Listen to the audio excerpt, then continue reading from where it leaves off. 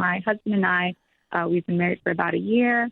We're both 23. He works at a consulting firm, and we both make about $130,000 after taxes. We have about $80,000 in student loans, and our rent is about $2,000 a month. As you know, Arlington is pretty expensive, but we really want to buy a house. So I guess my question is, should we go about buying a house first and looking in different areas, or should we tackle those student loans now? So you have $80,000 in student loans. Is that your only debt? Yes. Okay, cool. So you make $130,000 net. You're spending about, so you're spending $24,000 a year on rent, another $10,000 in expenses. So doing the math, you can honestly have this paid off within about 18 months if you really aggressively go at it. How long have you been married?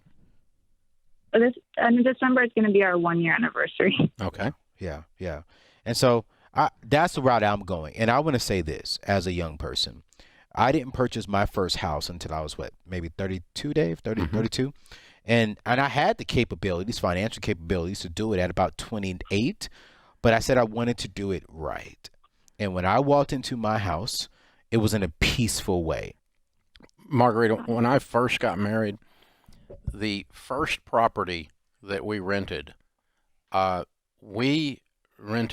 way too expensive. Arlington is expensive, but you rented too expensive a place for a newlywed couple. And so if I were you, I would move down in property so that I'm paying less for my patients, and I would be debt-free in 18 to 24 months living on a beans and rice and beans budget where your broke friends are making fun of you. Because if you try to keep up with the Joneses in D.C., you're going to be broke your whole life. You just got to say, we are 23 years old. We're going to take 2 years and get out of debt and build an emergency fund, and we're going to live in a less than ideal place for less than $2,000, and we're going to pile up a big pile of cash, and then when we buy a house at 26, we're going to put down a huge down payment, and we're going to be in a whole different place than those YOLO friends of ours who are making fun of us. Yeah. Because, YOLO is the new way of saying spend everything we make, have no money. Right. You make good money. You're in an expensive area, but this is very, very doable.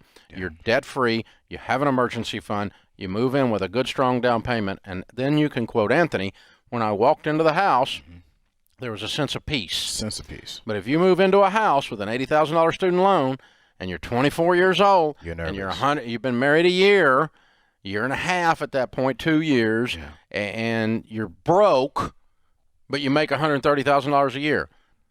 You spend everything you make just to look like you're not broke. Yeah. And you're, I'll tell you what will happen. 3 weeks later, the heat and air will go out on this new place. Yeah. And you'll find out the difference between renting and owning then is you get to do the repairs.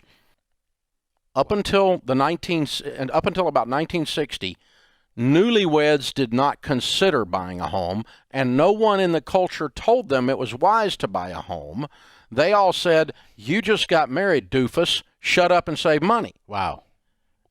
It's going to, it was normally you were 30 years old, and you'd been married 5 or 10 years before you could put together enough cash to buy a home. But enter FHA loans with 3% down. Yes. Enter VA loans with 0% down. Yep. And enter this idea that home ownership is always grand, and it's not. It'll break your butt when you buy a house and you're broke. It's a problem. Okay, I've had a couple of these calls in the last little while, so I got to stop and address this for a second.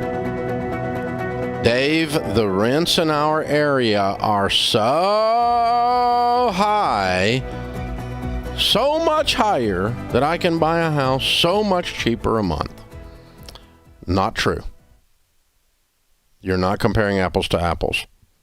Again, this is a thing where we get scope creep, a thing where we get justifying, rationalizing buying a house when you're not ready to buy a house, or buying a house you can't afford, or buying a house in a situation where you shouldn't.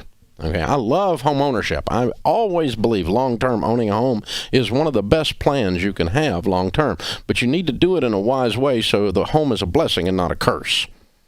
And so rent always approximates slightly above payments.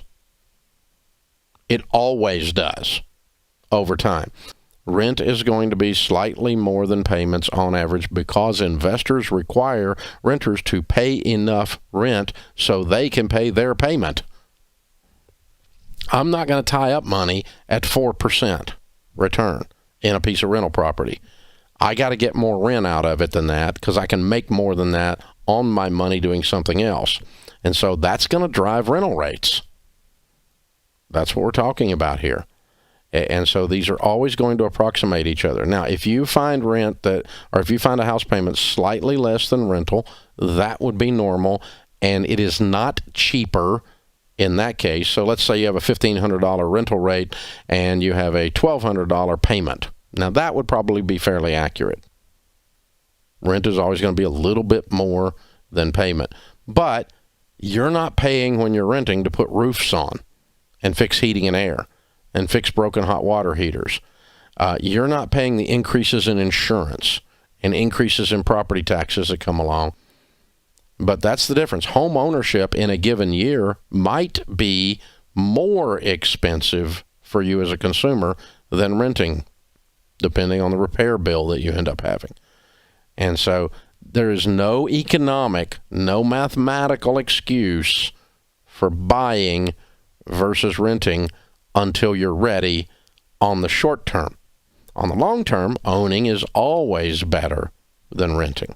So you want to get yourself in a position that you own as you build wealth and as you head towards retirement.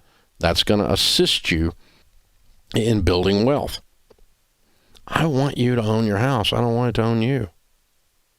And too many people rationalize their butts off. They got student loans that have been around so long they think they're a pet. They got 2 car fleeces sitting in the driveway. They got MasterCard. They've discovered bondage and American distress. All the money comes in and all the money comes out. And they've strapped themselves to a house on a 30-year adjustable rate mortgage. But I got to have that one with a jacuzzi and a skylight, and I don't feel safe 3 streets over. And we come up with all this crap that we use to justify, and all this peer pressure, the most expensive purchase you're ever going to make for most people, which is their house. Don't do that.